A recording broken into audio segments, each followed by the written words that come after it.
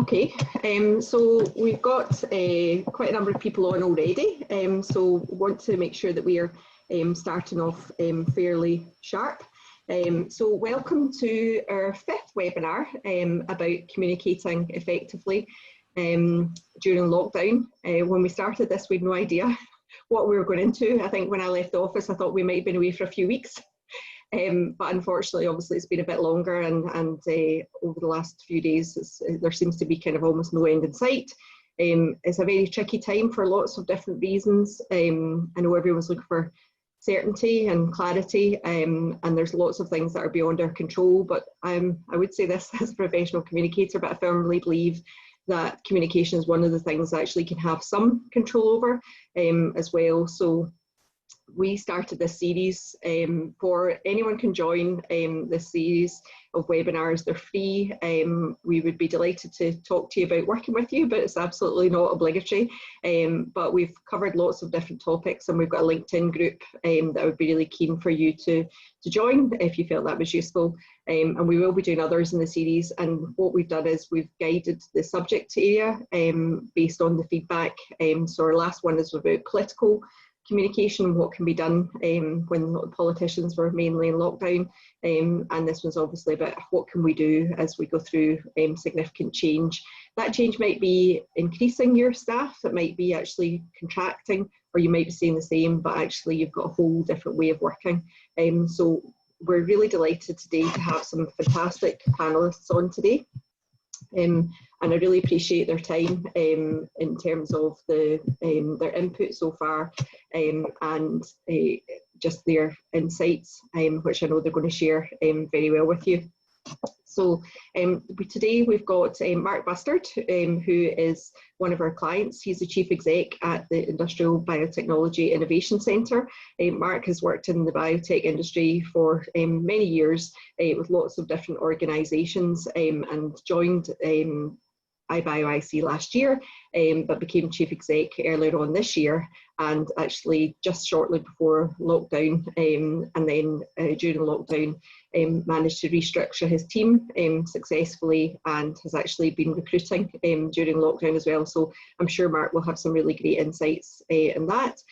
Bea Nimmo is Director of Employee Communications at Thermo Fisher Scientific, and Bea has got a great background in terms of internal and external communications, working with amazing brands like Glenmorangie, Vodafone, and now Thermo Fisher Scientific. And Bea works across EMEA, so has got different cultures and geographies to contend with. And the interesting thing is that like many life sciences and healthcare, actually during this time has the business is growing, and it's how do you balance that in terms of growing the business and getting people back to work. Caroline Briggs is going to be speaking to us today. So Caroline set up Amici Procurement in 2005, having spent a number of years working with big brands like AstraZeneca and GSK, and has set up Amici Procurement Solutions for life sciences industry, and is a real industry leader and very entrepreneurial, and has got some great insights about how she tore up the rule book when this all started. Emma is going to talk to us about engaging employees in particular, but actually just earlier on today she had a conversation with me about it's not just about employees, it's actually wider than that. And I think what's interesting in terms of our work at Perceptive is that we're doing different work in lockdown. So fortunately all of our clients have stuck with us, and whereas maybe we were talking to stakeholders, politicians and the media, actually we're thinking more about how do we work with customers, customer communication, and staff communication as well. Delighted to say that Perceptive is a multi-award winning business and won numerous awards, and that's down to my fantastic colleagues. And our main areas are very specific on economic development. We've recently started working with the Scotland 5G Centre, so you'll be hearing lots more about that. And we're in life sciences and biotech across a variety of different organisations. And our other main sector is in construction and property. We work with a number of different organisations. So I'm now going to hand over to the panel, and they are going to share what's gone particularly well. But before we do that, I'm really keen to make sure that we understand where you guys are up to. So what I'm going to do is just get you to answer a quick poll. So 2 quick questions, and I'll give you a minute to answer that. So if you don't mind answering, that would be great.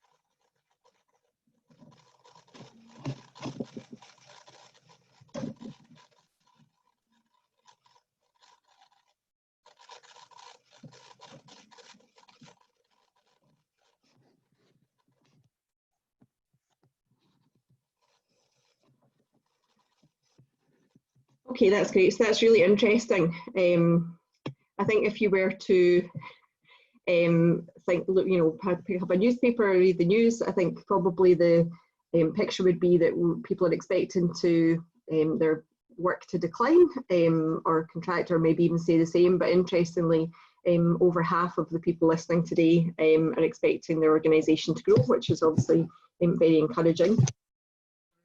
And I think the main things that people are looking for is making sure that the main challenges that people are is that ensuring that the tone is correct and keeping in touch with people working remotely. We did a poll on LinkedIn, and actually the top thing that people were concerned about was ensuring messages are clear. And when we dug a little bit below that, that was all about people struggling with how their message is landing when you're so remote often.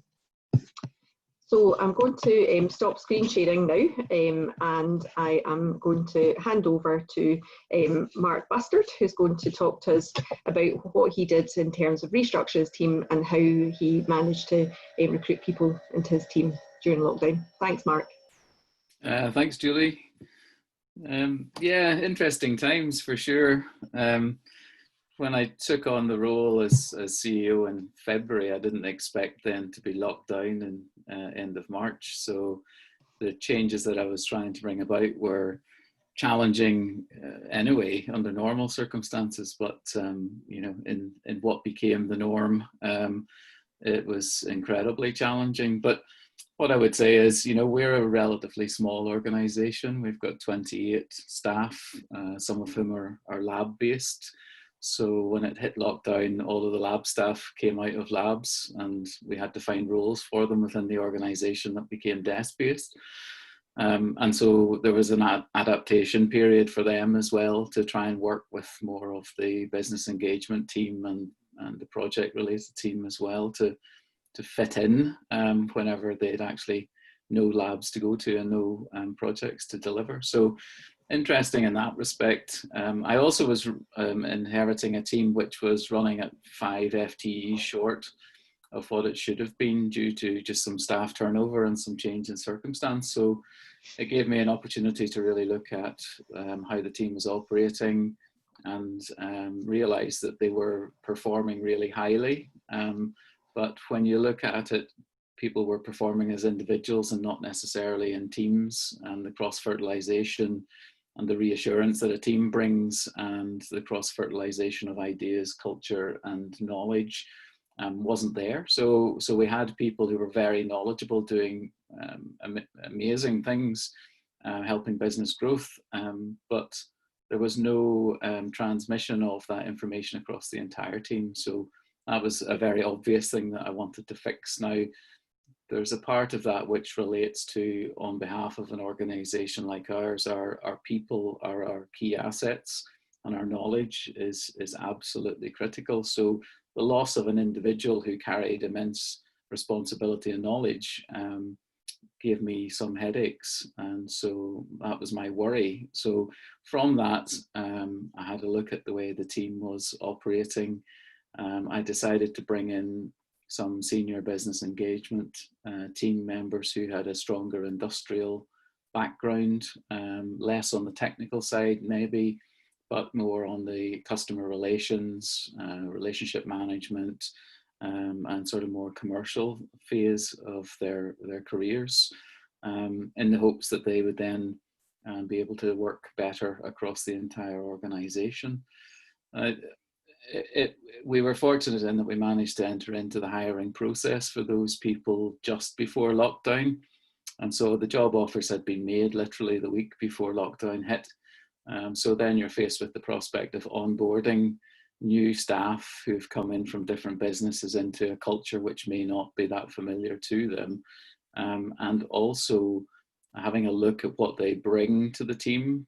And so on the back of that, we were really fortunate, got some great candidates who came in, and we had to work incredibly hard to onboard them. So really difficult in terms of levels of communication, getting them set up, nuts and bolts activity, getting IT, communications, Zooms, Teams, everything working for them whilst they were at home, and making them feel like they were part of the team. So we did things like have drop-ins every Monday, just to check in to see everybody was okay, give them the chance to have one-to-ones with all the teams, start to get to know people a little bit, encourage them to start reaching out more, and encourage our team to support their integration, which I would say they did immensely well.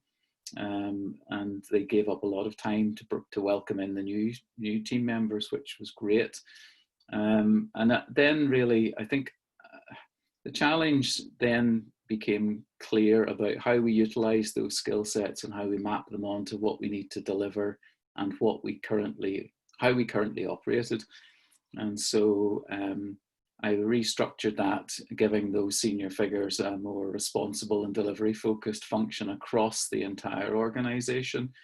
And then you go about the communications with the rest of the team about why, because the worst thing you want to even think about suggesting is that people are not performing as well as you want them to. And it wasn't about that. Everybody was performing really well. It was about my view on our security moving forward, and our consistency and continuity. So it was really about how we cross-fertilize more across the organization and work better as a team. And so I started out with a straw man based on my opinion as to what I thought might work. And then I brought in some of the team just to test it. And I was very clear in that I wasn't rolling it out in my view as it stood, and it would not be flexible or wouldn't be changed. It wasn't my decision. It was very much an integration with the team to say, I think we can do things better if we look at it this way, and if we don't silo ourselves in particular ways. And so I went through a phase of interacting with various people, various teams, and just to bring them on board with it. And it's not like a restructuring in a multinational. We were able to do that quite quickly and quite flexibly, but I did need to feel that I was bringing people with me on the journey. And so that did involve quite a bit of conversation and discussion. I would say that I was more concerned about the pre-existing staff being worried about the change, and in fact, most of them embraced it and were quite refreshed by the opportunity to work in a slightly different way. The other thing that we did was we brought on a post which was dedicated to public affairs, and the lady that joined us is fantastic, and so we asked her to take on more of the communications, and so that actually helped me in communicating in an appropriate way across the organization, not just externally but across the team, and about how we did things and how we communicated things. So I find that highly beneficial to me, where I may have been concerned in how I was communicating before that, just to make sure that people were understanding the right reason for this. And I think it goes back to that whole clarity of your message and being absolute in terms of what your stance is and what your view is, but being flexible enough to take opinion, and take it into account. So yeah, would I recommend doing restructuring in lockdown? Why not? But the reality is that people actually change their culture, and everyone will have seen that, where beforehand suggesting a video conference was almost like a slur. Quite well, are you not going to come? Are you not coming to the meeting? Are you not going to sit in the room with 20 other people for the day?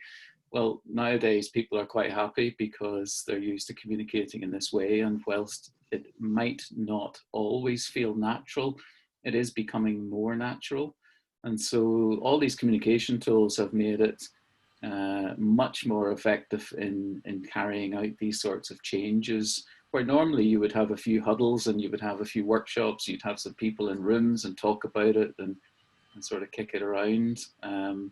And so we're able to do that virtually, and we moved to the new model in June, and I think having taken some feedback from the team, that it seems to be working effectively so far.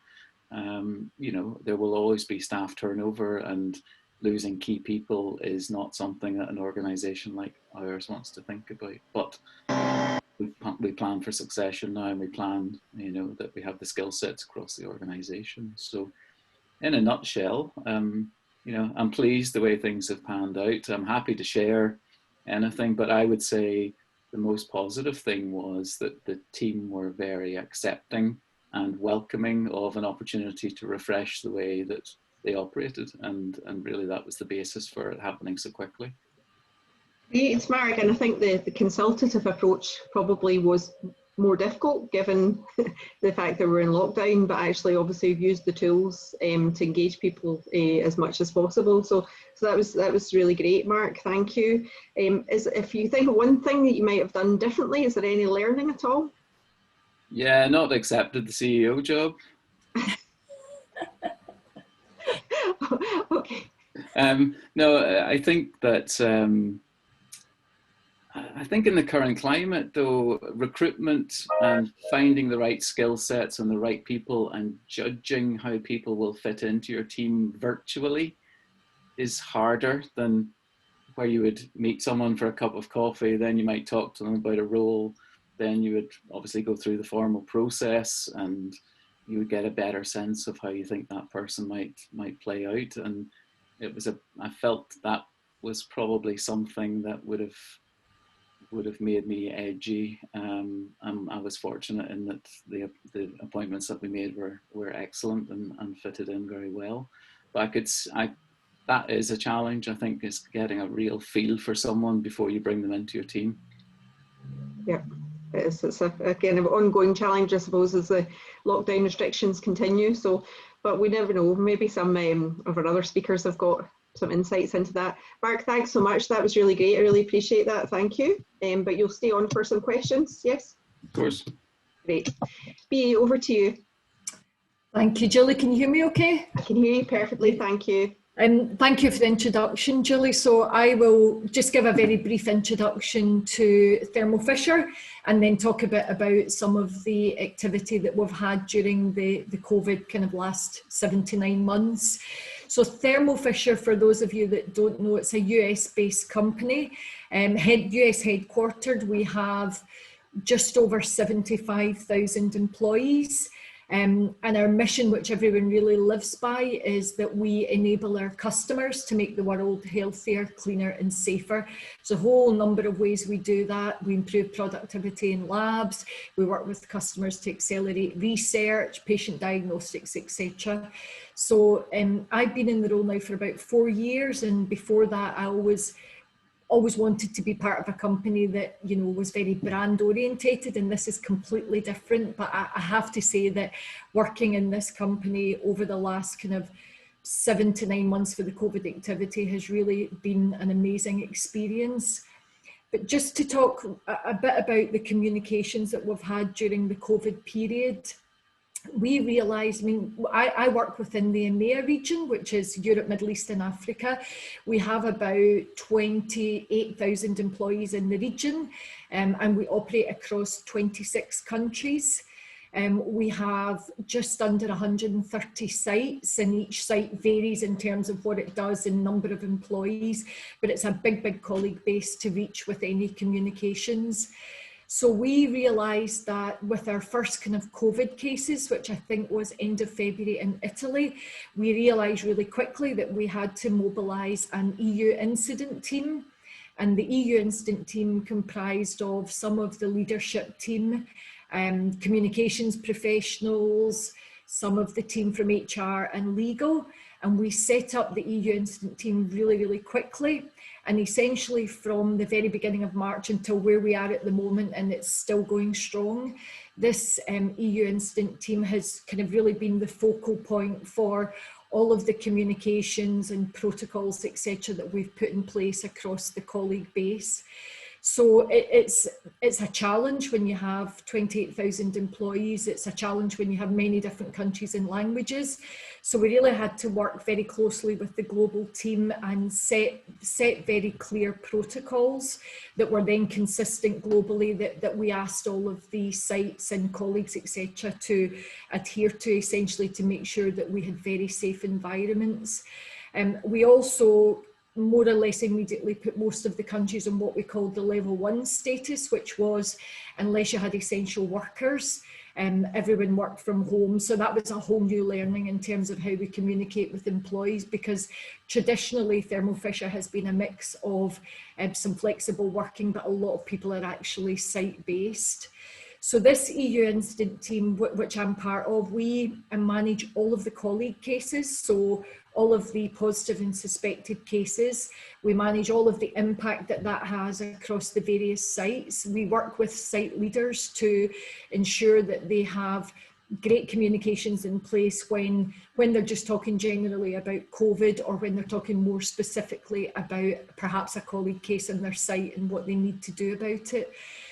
Also, as part of the incident team, we were really the conduit for information around business travel. What do you do in terms of business travel? What do you do for colleagues who are working from home in terms of their own kind of health and well-being? Good guidance around meetings, whether that was the virtual meetings or now as we kind of slowly return colleagues to work, customer guidance, etc. So as I say, it really became the focal point for communications, and we pretty quickly established a central site where all of the guidance was updated and all colleagues had access to it, so they could go in and get the information, and we made it very kind of two-way.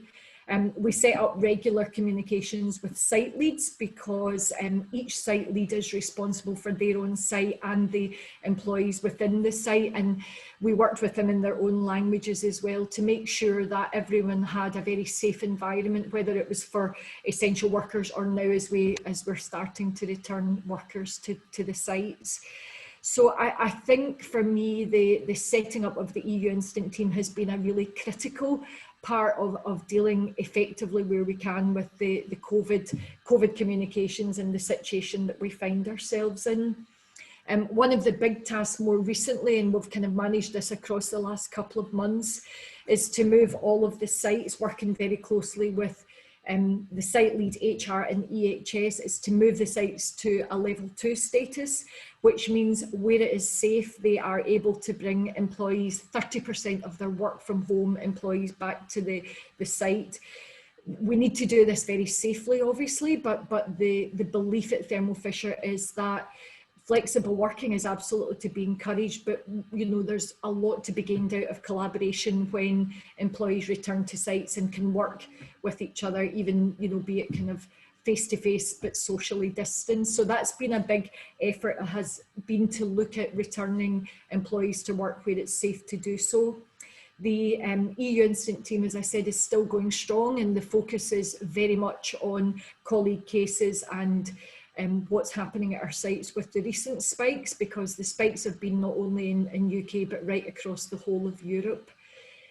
So just looking at some of the things that we've learned, I would say by far the first and most critical feature of really effective, consistent and timely communications for us has been working as part of the EU Incident Team and ensuring that everything kind of works through that team for our consistency of communication. I think the other thing that we've really learned is that from the leadership down, our communications have been much more regular.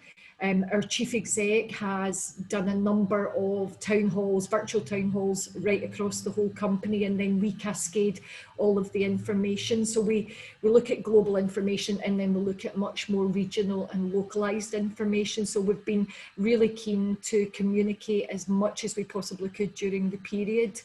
And then I think the third thing for us that's come out of this kind of current COVID pandemic, there's a real sense of pride in employees, and probably even more so than was there before, because Thermo Fisher is a company which is accelerating, you know, vaccine development. We're very, very big in terms of testing. We have provided PPE and continue to do so. So we're actually kind of helping the fight against the pandemic.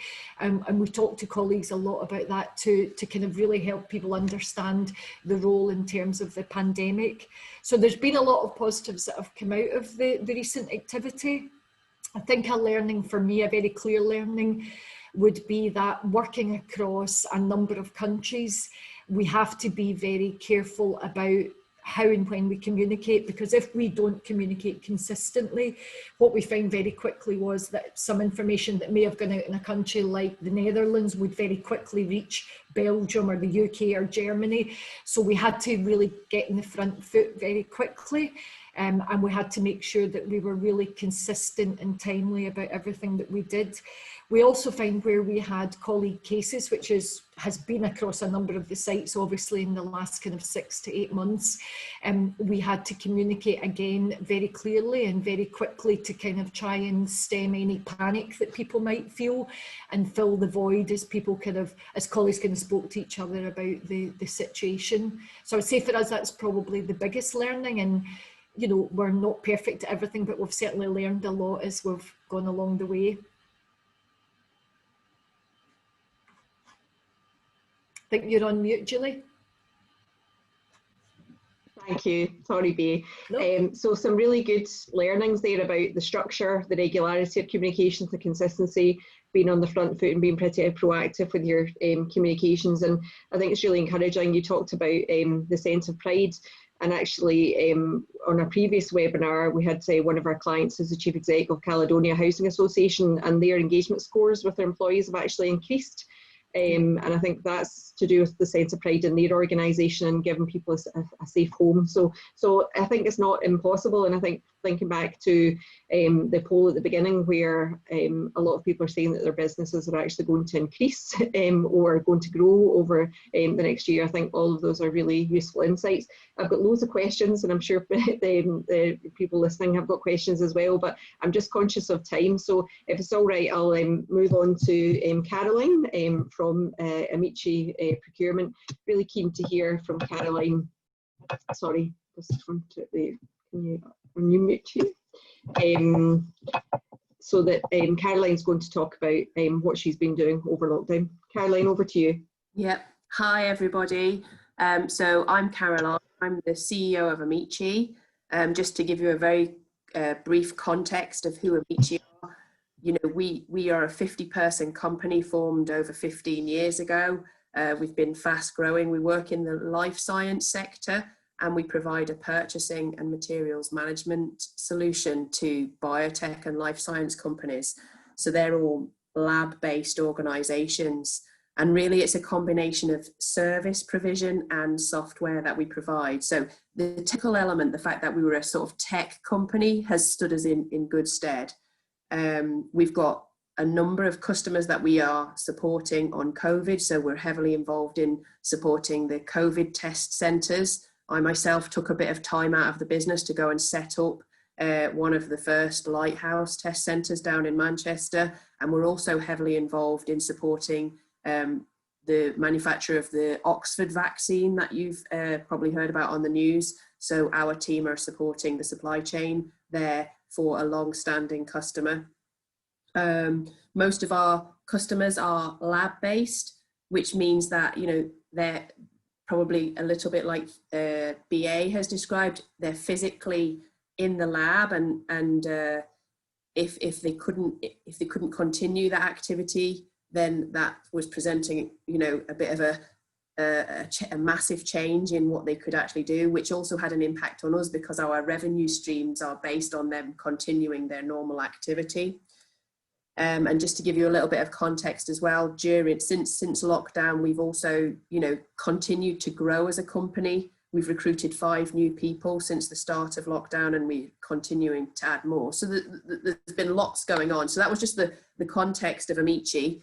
I was challenged by Julie to summarise what we've learned in 3 points. So I would say, you know, that the first learning point for us, if I was reflecting on what worked well, I would absolutely say being decisive has been fundamental to keeping everybody aligned and keeping us focused as a business. So at the start of before lockdown even occurred, we had Brexit going on, which was a massive distraction. And then there was all this information coming out of Italy, and, you know, being slightly long in the tooth, we'd been there before and it had never truly impacted us as a business. And so it was weighing up, you know, how is this actually going to affect us? Probably there was differences of opinion in the management team right from the very beginning as to whether this was just an overreaction of everybody or whether this was something to be taken very seriously. And I think in the very early days, if you know, I took it upon myself as the leader of the company, you know, you don't know what the right answer is. There is no pre-plowed furrow to go down, or even anyone necessarily to compare notes with, because we were a bit ahead of the game in decision making, where other people were just carrying on as normal. We were like trying to make strong decisions about what we were going to do, and some people were in the same boat. So really, I think strong decision making, you know that you've got to do it, you've got to be clear about what your decision is, but underpinning that decision is actually making sure that you've done the right research, so that you've got the confidence in your decision, you've got the context to be able to communicate to everybody why you've made that decision, and then you've got to stand by the decision. And I think, you know, the first decision for us was like, we're a tech company, so it's obvious for us, we can all work from home. We already had the infrastructure, was very easy for us to do, and we were so lucky compared to lots of organizations that we could do that. That was the first of many decisions. And I think it's been probably a bit like yourselves. All organizations have probably had to some degree a bit of a roller coaster. So our labs immediately sent everybody home for each individual's safety, which then had a knock-on impact to our business and our revenue streams. And were we going to panic about that, or were we going to just make conscious decisions? We had to make decisions as to what we were going to do to best manage it. You know, there was this question, some people thought we would be at home for 2 weeks. I was saying at the time, well, I think it might be 2 months, you know, and now lots of months later, with a potential 6-month window in front of us, it's actually, you know, we didn't know everything. You can only make the best decisions with the information that you've got at the time, and the best thing that you can do is do your research. And thinking about communication, a lot of my research came from other people's communications. So I soon abandoned mainstream media as a source of factual information, and also governmental broadcasts weren't particularly helpful. And I took to Twitter, and I think if I was very careful about the sorts of information that I was following from Twitter, but actually the very best information that I got that guided my decisions and still continues to guide my decisions regarding risk for individuals and what we should do as a company. You know, I'm closely following a lot of key individuals on Twitter, as well as consulting with the organization, as well as making sure that we are decisive. So that would be point number 1. I think point number 2, reflecting on what's important, I think redefining what success means. So we all had this big ambitious plan of what we were going to do in January, and by February, March, that was, you know, that we didn't know whether we would be able to do that or not, and things were looking very strange indeed. And, you know, when our customers shut down and that impacted our revenue stream, you know, I went to the whole all-employee meeting and actually said, you know, the most important thing that we can do as a business is stay healthy, make sure that we cover enough costs to keep our business going and keep a healthy business, and then really focus on coming out of this very, very strongly. And, you know, allaying those fears for people that, you know, we weren't going to act rashly, we were going to take conscious, steady, measured decisions throughout. We've also accepted that, you know, working in a more virtual environment, you miss a lot of the small the small communication, and you miss a lot of the cross-departmental communication that you would normally get in an office. And so, you know, one of the things that we've been really working on is redefining, you know, expectations management, so that the clarity is 100% there across the board. So we've taken those job descriptions, something, you know, not, people don't relish the fact of looking at their job description again, but actually we've really gone to town on setting out what are the expectations, how are we going to best deliver, because you've not got that ongoing communication which acts like a glue when you're all together, because people are having to work more individually. We want them to understand the expectations, be totally empowered, and some of these things are helping to deliver all of that. So I think keep redefining what success looks like. We've changed our goals and objectives a bit. We've become more short-termism because we don't know what the long-term impacts of COVID are going to be like, and things change all the time. So that would be our second learning point, which is redefine success. So the third learning point is basically communication execution. As soon as we moved to virtual working, we communicated prolifically, and then we had to tone it down a bit to work out what was appropriate. So I think you've got to think about, I personally believe that lots and lots of different types of communication are absolutely critical. So we have the all hands communication every week, strictly for half an hour. We have departmental and team meetings on an ongoing basis at whatever frequency they define. And then we've done loads and loads of things to keep social interaction and team harmony and keep building that team throughout the process. So we've done yoga, HIIT, we've got a magician coming up soon, but the team don't know about that yet. So we've done loads and loads of stuff. And you know, probably one of the most successful things that we've done is we're currently in the middle of September. And that just keeps everybody chatting about how many steps have you done. We've deliberately mixed up the teams. So instead of people working together on September, which is a step challenge every day for the whole of September, we've mixed up the teams with people that would never normally talk to each other and work together. And now there's all this chitter chatter and communication, sharing recipes, sharing what they're doing at weekends with people who are not normally interacting. And that's actually just bringing us back together as a team. And I think it's really important to supplement with the work related and the focus related and the goals related communication and some of this soft stuff, because you need it all to be successful. So I think communication execution, making sure you're simplifying your message. And I think for me, transparency. So when things were looking a bit scary, just communicating that to the employees and saying, it's not looking great, but actually this is what we're going to do about it. And we're going to keep a watching brief on it. And we're going to keep you up to speed with everything that's happening. And also we're going to go, and these are the positive things that we're going to do to try and remedy some of the more negative things that looked a bit scary. So I think, you know, that's all worked really well for us. And we've also continued to do surveys and things. So we've done an all company survey. How did you feel about communication? Was there anything else that, you know, how was the level of trust in the management? Would there be anything else that they would like us to communicate, so that we can just keep a complete understanding of how everything's going down? So in addition to the virtual working, we've encouraged small group meetups at the office, because we're sitting on this very expensive, enormous office with loads of space and nobody in it. So we've been very cautious with our approach to risk management, and we've got every check going at the office, and we've been encouraging small groups of 2 or 3 to go into the office to have strategy days, and I think it just builds those bonds, and that's worked really, really well.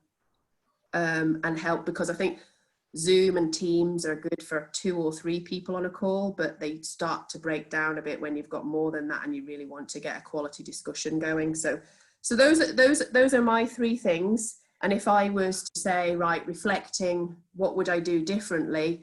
I would suggest that the thing that I would hope you would all do is just have more confidence in your decision making.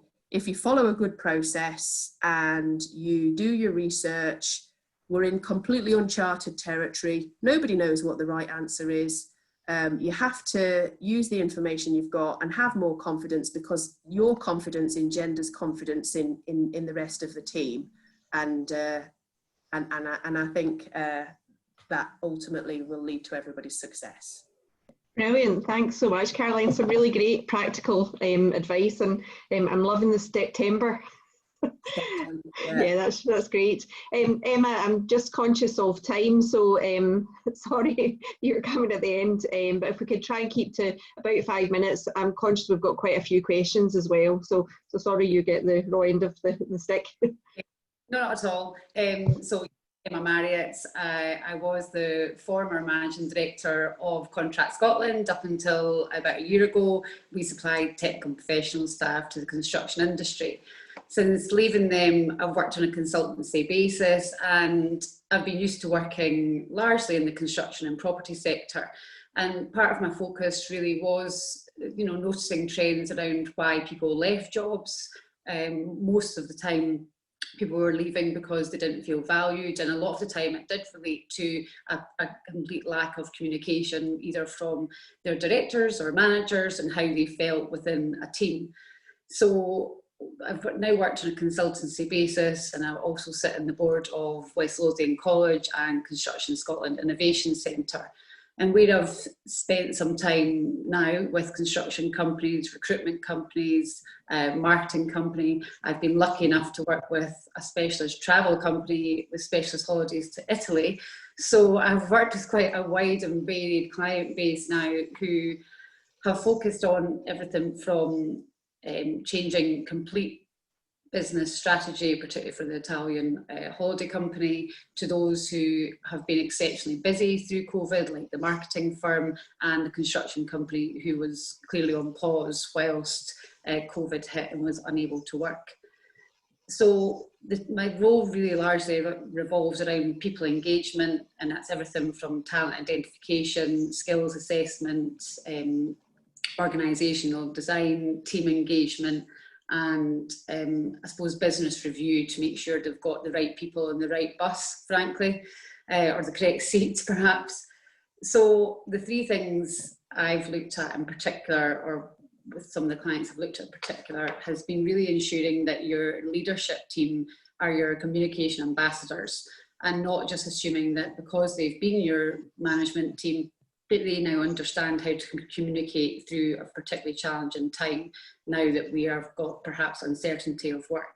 I've got two clients I'm working with just now that are polar ends of this experience. One is exceptionally busy and is in full recruitment mode, and another is in slow and steady decline, sadly. So my messaging for those two are quite different, but they're both medium-sized enterprises, and their managers can be superb performance managers when things are good, but they have been seen to not being so strong when things are bad, and they've not known how to interpret key messages. So from you as a leader, if you're the leader of a company, make sure that you really understand what the key messages are from your leader, and also how you want the people to feel at the end of the conversation.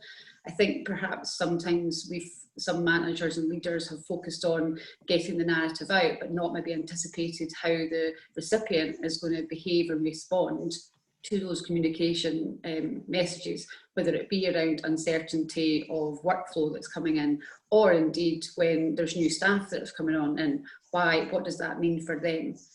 So I would urge you to anticipate, when you're planning your message and researching, as Caroline said, is really anticipating how that's going to land with your team, and make sure your managers also know how to manage the fallout or any potential fallout from those key messages. The second thing I think I've realised is that you do have to demonstrate trust and really ask for trust. It might sound fairly obvious, but there's been, where things start to break down and we've seen communication break down, is where the office tittle-tattle starts happening.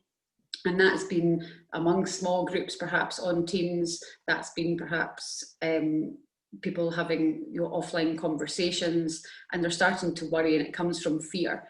So do make sure you're using channel-based communication. If you're not using Teams, for example, I would really look to, recommend that quite, hugely. It's a great forum, and it also allows people to capture all the different types of departmental activity that can happen.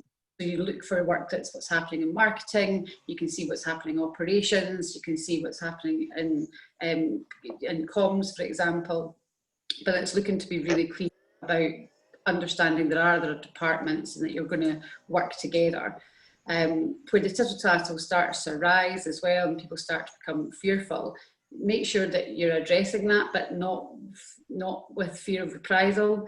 I think there's been leaders can be very concerned that there is office gossip and politics can come around, but again, it's coming from a place of fear. So do address that, and address that with a place from empathy. People aren't sure what's going on in the world at the moment. They're concerned for their job at every opportunity. They're to potentially concerned for their kids, for any parenting responsibilities they might have.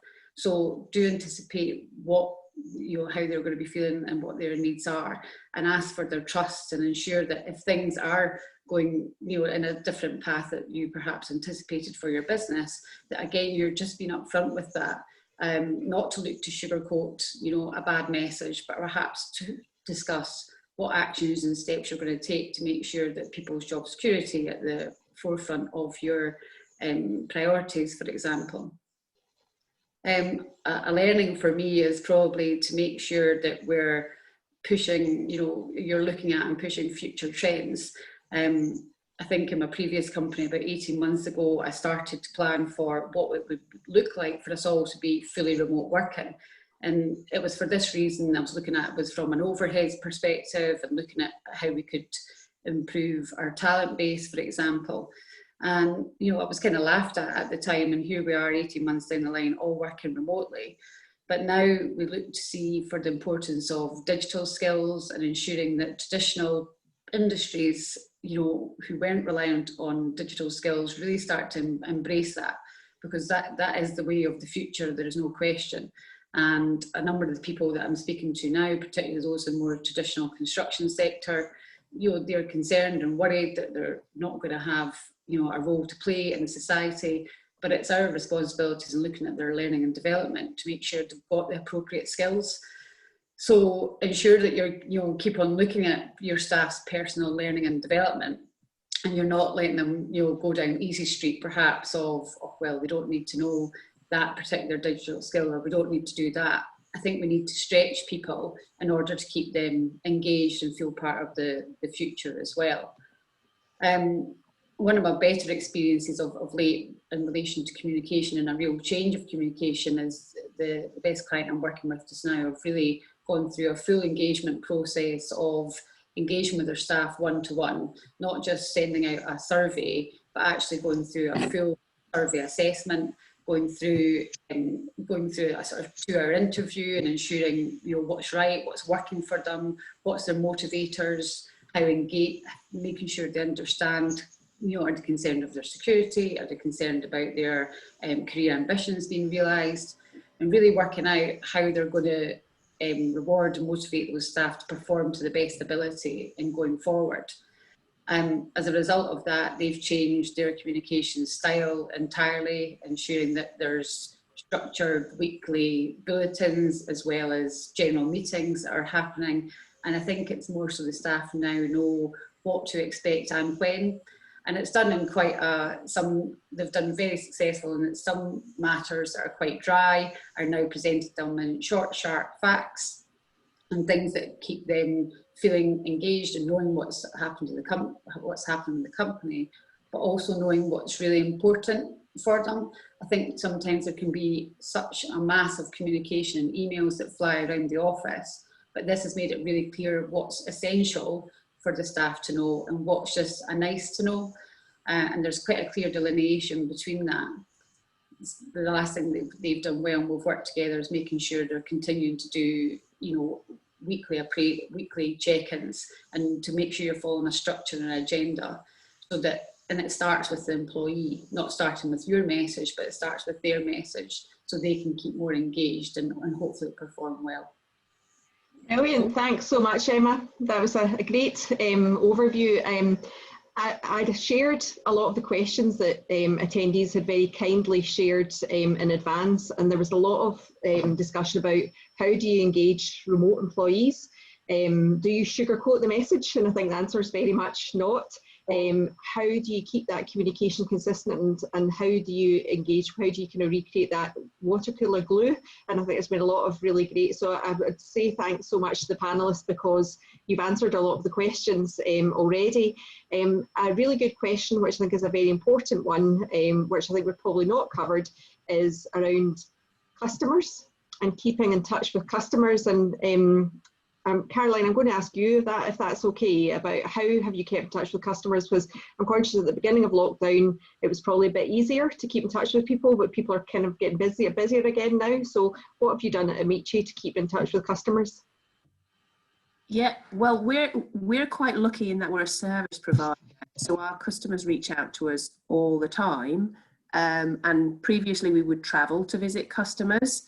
And I guess a bit like Mark mentioned, you know, people weren't necessarily that used to having, it wasn't a norm to have a face-to-face webinar. And if you did have, if people did arrange a webinar for whatever reason, nobody ever switched their cameras on. And now we've switched to actually an account management strategy. We've really thought through what we can do, and we're now doing very high quality account management reviews with people, make sure the cameras go on, everybody's really happy about this. And it's nearly as good as going to visit them. And I think even sharing, you know, today I phoned up a really important client of ours, and while I was on the phone, I was just asking them, how are you coping to manage COVID risks among your employees, and learning what they were doing, just to share best practice and actually just get a lie of the land. And I think everybody feels a sense of solidarity in that together. So we've just tried to keep doing what we used to do, but in a slightly new way. Okay, and in terms of you talked a bit, could you say a bit more about engaging? One of the questions we had was around engaging employees and actually measuring success, both from a customer and you talked about doing an employee survey. Have you done anything with customers at all? We haven't done any customer-based surveys yet, but perhaps one of the, you know, we're a growing business, and I guess all businesses, no business is ever perfect, is it? There's always probably a list as long as your arm of things that you want to do. So one of the things that, you know, we've been totally re-engineering since lockdown, which we were doing anyway, but we've been really re-engineering, is like, do we have the strategies right, especially in this new domain? Are we clear? Have we simplified the strategies so that they're utterly simplified and not too complicated? Have we simplified the measures of success? Sometimes you can end up with spinning out too many different measures, and actually nobody's doing anything with it. So actually really simplify what is the actual impact, and make sure that that's really well communicated to everybody. So we've actually brought that all back into the job description. What does the successful outcome actually look like? That could be a measure, or it could be an impact to the business. And then we're working on re-engineering some of our communication, so and improving the communication to customers, and then constantly taking one-to-one feedback, as opposed, I don't think people like surveys particularly anymore.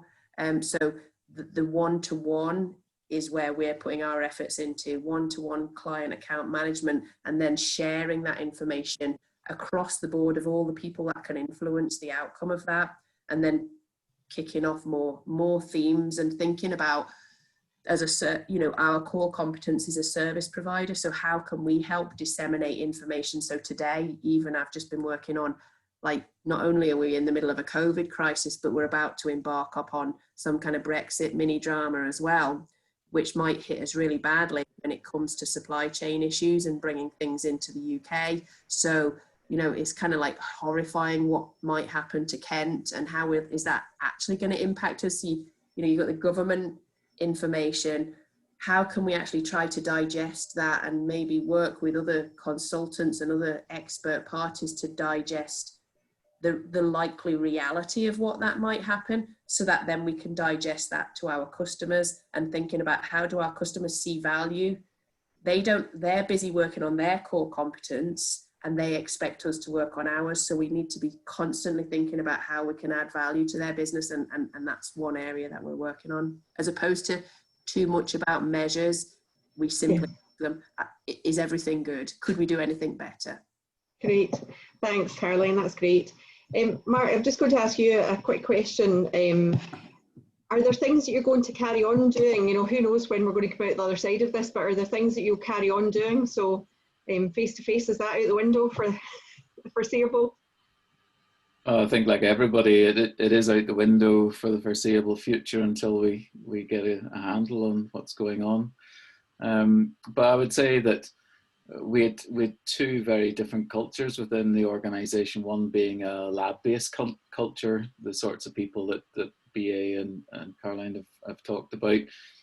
Then we had our business engagement and our sort of central team, you know, the usual functions, who were very office-based and Glasgow-based, and people had a culture of coming into the office every day and so on. I came in from a background where I covered all of the UK and worked remotely quite a bit anyway, so I was quite willing to open up to more flexibility. So I think we will continue to do that. I think we will keep our office, so we're not moving quite as far away into the everybody will be remote, but I think we will certainly not be back in the office until well into next year. and it's a case of just checking in with the team to make sure that they are actually comfortable working in that manner. And it is a lot of the informal things. You know, if I realize that I haven't spoken to one of our finance team or, you know, one of the team for a number of days or a week or something, I'll just pick up the phone and say, you know, I haven't spoken to you for a while, you know, what's going on? And actually the surprise of not having a Zoom organized but receiving a random telephone call is often a good talking point as well. Yeah, I think we will continue to work flexibly. I think we have to accept that everybody's culture changes and that everyone will embrace the video technology and the engagement tools for the foreseeable future. And even those of us who are passionate about engagement and customers and members and so on, I think this is the way we just have to operate and accept that and make the best of it. And I think it was Caroline maybe said a sense of solidarity. Everybody's in this together, you know. And one example I would just quickly throw out there is, you know, we've 80% of our members are SMEs, micro, small businesses, small biotechs across a range of different sectors. And you know, you when this all happened, we spoke to many of them, and all that was happening was they were furloughing their entire lab staff, and basically the chief exec or the CFO was being kept in post to keep things ticking over. So there was no physical work, and there were questions around how to go back to work. And so we reached out to some of our larger member organizations, and we're delighted that they were happy to share their policies. So it would be the sort of thing that BA was talking about, you know, how do you get people back into the lab? What risk assessments have been done? Really nuts and bolts things. And we were lucky in that they were willing to share that to the smaller companies. So we took input from GSK, Fujifilm Diosynth Biotechnologies, Diageo and Unilever, and they all shared information with us. We compiled it and sent it out openly, not just to our membership, but actually to the wider Scottish Life Science team as well. And it went up on Life Science Scotland and so on. So something as simple as that, a show of trust, a show of solidarity, and instantly you've given something really quite valuable to small companies that don't have to think about that now and can get on with having a basis to then individualize what their requirements are. So I've felt very proud in terms of being able to do that quickly and in the early stages. And so we'll continue to operate in the way that we do. I would say having rebuilt a marketing, communications and public affairs plan has been critical, and it's maybe made us look hard at things that we do well and things that we could do better. And so I think we've improved immensely in the last 3 or 4 months in how we communicate. So and obviously working with your team, Julie, you know, in the external side of things, but from an internal communications perspective as well, we could do better, and we're doing better now. Great. Okay, thank you, Mark, and that's very, very kind of you. And you know, that's kind of sense of community. Has, you know, in so many ways, that's, I guess, one very positive thing to come out of this. Again, I'm just really conscious of time. What I want to do is just to ask one more poll, just to see whether you feel that this webinar has been worthwhile. I would like to say thanks so much to the panelists who have been very generous and very open and very honest about what's worked for them. Sparked so many thoughts and from lots of different perspectives. And I really appreciate everyone for the inputting their questions and for listening in. And we've still got most of the attendees on an hour into this. So what I would say is that we're very happy at Perceptive if people need temporary help, if you sometimes want an extra pair of hands, there's lots of different things we can do. I'll be in touch with some of you after this. But thank you so much for listening. I'm pleased to say that 100% of people felt that this was the webinar was worthwhile. So thank you so much to our panelists. Really appreciate your help. Thank you very much. Bye-bye.